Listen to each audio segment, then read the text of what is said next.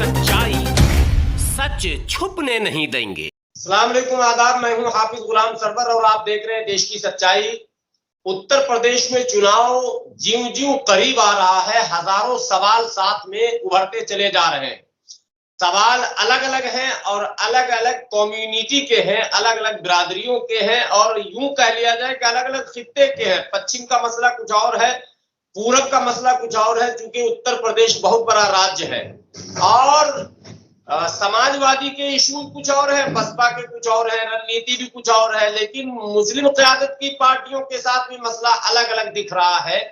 इस वक्त हमारे साथ एक बड़ी शख्सियत जुड़े हुए हैं जो गुज़श्ता कई वर्षों से एक कोशिश लगातार ये कर रहे हैं कि क्या उत्तर प्रदेश में, हालांकि पूरे मुल्क के में उनकी ख्वाहिश है कि ऐसा हो जाए, लेकिन उत्तर प्रदेश को एक्सपेरिमेंट के रूप में वो करना चाहते हैं कि क्या मुस्लिम क़यादत की पार्टियां मुत्तहिद होकर किसी खास एजेंडे पर अगर काम करें और आगे बढ़े तो जो सेकुलरिज्म बिखरता हुआ दिख रहा और कम्युनल पावर जो है स्ट्रांग हो रहा है, उस पर शायद ब्रेक लग सकता। हालांकि इसका दूसरा पहलू ये भी दिख रहा है कि बाद लोग कहते हैं कि इससे तो और सांप्रदायिकता बढ़ जाएगा।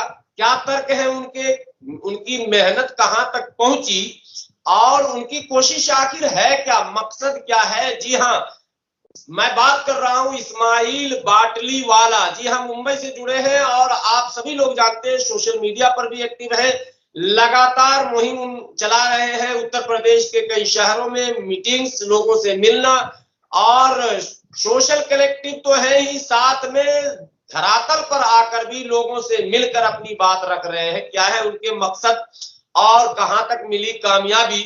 इस्माइल बाटलीवाला साहब, आपने वक्त निकाला, सबसे पहले आपका बहुत बहुत शुक्रिया। और मैं बिल्कुल मुख्तसर में सवाल आपसे करूंगा कि आप ये जो मुहिम चला रहे हैं, जिसका नाम दिया गया है नेशनल इत्तेहाद मुहिम, क्या इस मुहिम में कोई हिडन एजेंडा है आपका या ओपन एजेंडा है? पहले इस पर मैं आपसे जानना चाहूंगा। जी हाफिज गुलाम सरवर साहब, वालेकुम अस्सलाम। आपने देश की सच्चाई चैनल पर हमको रूबरू आने का मौका दिया, उसके लिए मैं आपका शुक्रिया अदा करता हूं और आपके व्यूअर को भी बताना चाहता हूं कि इत्तेहाद मुहिम जो भी चल रही है उसका अपडेट जो है अगर आपको देखना है तो देश की सच्चाई चैनल पर देखने की मैं गुजारिश करता हूं और हर मोड़ पर देश की सच्चाई में आपको जानकारी मिलती रहेगी। आपका सवाल यह है कि क्या कोई हिडन एजेंडा है, छिपा हुआ कोई एजेंडा है? सरवर साहब, छिपा हुआ एजेंडा तो कुछ होता नहीं है, वो तो कमरे में होता है, कहीं गुप्त बैठक में होती है। हम तो देश भर का दौरा कर रहे हैं और लिखित में दौरा कर रहे हैं। लाखों करोड़ों लोग उसको, 3 तरह के लेटर हमने लिखे हैं। एक मुस्लिम क़यादत की पार्टियों को, जो कश्मीर से कन्याकुमारी के बीच जितनी भी मुस्लिम क़यादत की पार्टियां हैं उनके दरवाजे पर वो लेटर ले जाकर के दिया गया है। दूसरा लेटर जो है हमारी मुस्लिम तंजीमों और उलमाए कराम के नाम लिखा हुआ है, वो भी उनके दरवाजे पर जाकर के हमने देने की कोशिश की है और कहीं कहीं आप भी हमारे साथ में नजर आए हैं, देश की सच्चाई वहां भी मौजूद रही है। तीसरा लेटर हमने लिखा है देश की सभी पार्टियों के नाम, यहाँ तक के बीजेपी के भी नाम उनके दरवाजे पर भी जाकर के दिया गया है। तो जब लिखित में हमने वायरल किया है, सारी पार्टियों को दिया है और सोशल मीडिया पर वो लाखों करोड़ों लोग उसको पढ़े हैं, तो इसमें हिडन तो कुछ है नहीं, कोई छुपा हुआ मामला तो है नहीं। जी, और ये इसलिए मैंने सवाल किया था कि बाद लोग इस तरह का सवाल करते हैं कि इस्माइल बाटली वाला का अपना निजी कोई मामला है। एक सवाल और इसी से जुड़ा हुआ कि क्या आपकी इन कोशिशों के पीछे आपका कोई इनफिरादी मफाद है या इज्तिमाई मफाद को सामने रखकर काम कर रहे हैं? देखिए सरवर साहब, आपका ये सवाल है, आपके व्यूअर को मैं संदेश देना चाहता हूँ। मुफाद के बगैर तो ये दुनिया ही कायम नहीं हुई। दुनिया की कायम करने का पीछे भी मुफाद ही रहा है, लेकिन मुफाद छोटे और बड़े हो सकते हैं। हमारा भी मुफाद है, हम अल्लाह के सामने आखिरत के दिन सुरखरू होना चाहते हैं, उसके सामने अपनी आंखें ऊपर करके जवाब देना चाहते हैं। अल्लाह तूने जो जिस काम मुझे दिया था उसने मेरी ताकत की हैसियत से मैंने उसको करने का ये कोशिश की है। नतीजा तो मेरे हाथ रहा नहीं, नतीजा तेरे हाथ रहा है और हमने कोशिश की है दुनिया में, तू गवाह है और तेरे बंदे भी यहाँ पर गवाह हैं। तो हमारा भी मुफाद है कि अल्लाह की रजा हासिल हो जाए, वो खुश हो जाए और हमारे बारे में कुछ बेहतर फैसला दे दे। ये भी मुफाद में से ही शामिल है, ये हमारा मुफाद है। दूसरी चीज ये है, मफाद तो नहीं है आपका? जी सियासी मफाद तो नहीं है कोई? नहीं, सियासी मुफाद कौम के लिए बिल्कुल है। हमारी कौम जो है इस देश में सियासी जमात है हमारी जो है, वो देश की सियासत में जो है पहली सफ में आए, और अगर पहली सफ में ना आए तो बराबरी की सफ में आके खड़ी रहे। और सियासत जो है हर चीज की कुंजी है, उसकी चाबी है, और अगर ये चाबी इनके हाथ आती है तो इनके हाथ में बेहतर फैसले लेने के इम्कान हैं और अपने भागीदारी, अपने हिस्सेदारी, अपने इज्जत और आबरू की रखवाली ये कर सकते हैं। ये मुफाद हमारा है और मैं समझता हूँ इसमें। बाटलीवाला साहब, आप पर एक इल्जाम लग रहा है इस मुहिम में कि आप आवाम से तो बात करते हैं, आप लेटर तो लिखते हैं पार्टियों को, लेकिन पार्टी के कौमी सदर यानी राष्ट्रीय अध्यक्ष से बराह रास्त गुफ्तगू नहीं करते हैं, मुलाकात नहीं करते हैं। क्या कहेंगे इस पर आप? जी हजरत, ये तो हम उनसे मुलाकातें भी हो चुकी है, उन्हें दर्जनों बार मीटिंग में बुलाने की भी कोशिश हो चुकी है। हम उन अपनी टीम के साथ जो है सबके दरवाजे जा चुके हैं, जिसके रिकॉर्ड हमारे पास है, मौजूद हैं। दस्तखत लिए हैं हमने खतों पर और फोटो लिए हैं, वो सारे दस्तावेज हमारे पास हैं। अगर लोगों को ऐसा लगता है तो धरने के दिन हम जरूर उसको उजागर करने की कोशिश करेंगे, लेकिन बहरहाल इस ताजा हालात में हम नहीं चाहते हैं कि वो पुरानी गंदगियां सामने लाई जाएं।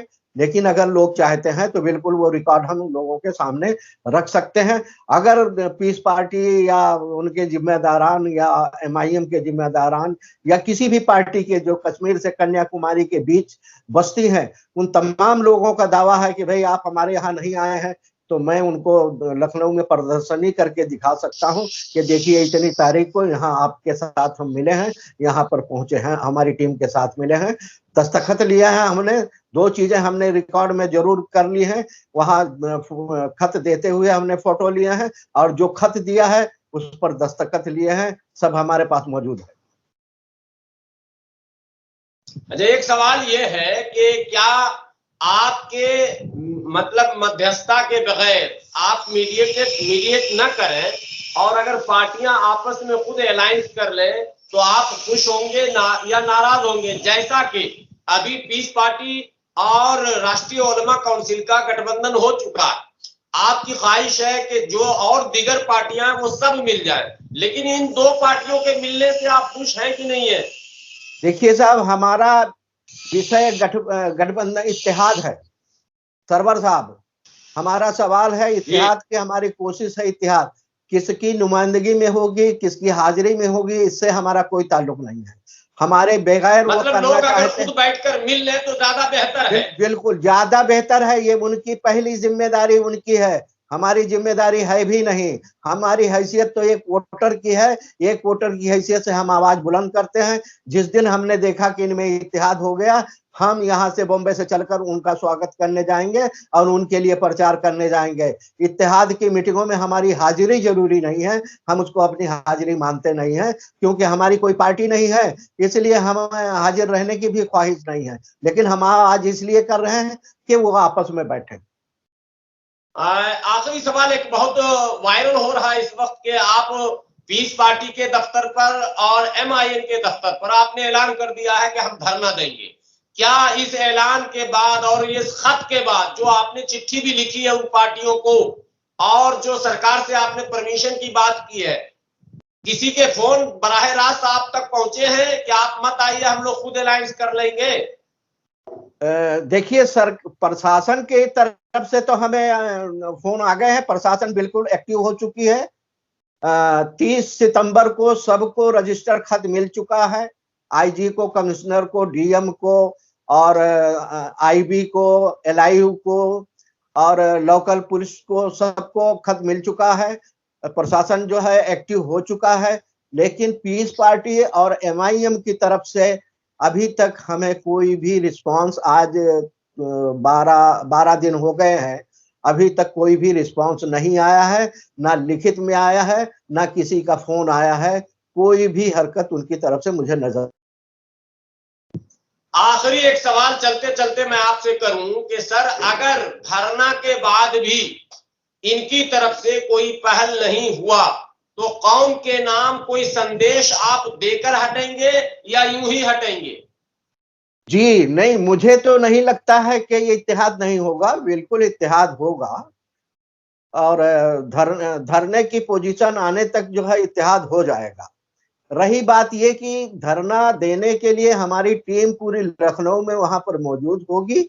अगर बाई चांस, जैसे कि आप कह रहे हैं कि धरना देने के बाद भी अगर इत्तेहाद नहीं हुआ, तो फिर आज उसके बारे में कहना मेरे लिए उचित नहीं होगा, लोगों के लिए भी उचित नहीं होगा।